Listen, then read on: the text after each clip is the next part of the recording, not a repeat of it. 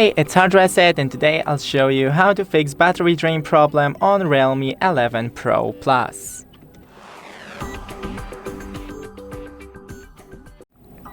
So first go into the settings, that is right in here, then battery mode, and select power saving mode. Then right in here you can identify high drain apps. So I'm not using that much apps, as you can see, battery usage only 2 apps.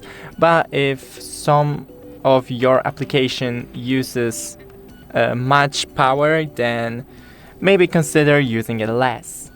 Then scroll from the top and here adjust the brightness, more like lower the screen brightness, and disable every option that you're not currently using. So for example, Wi-Fi, Bluetooth, I had it disabled, location. In here we have the screen recording, NFC, hotspot, and much more.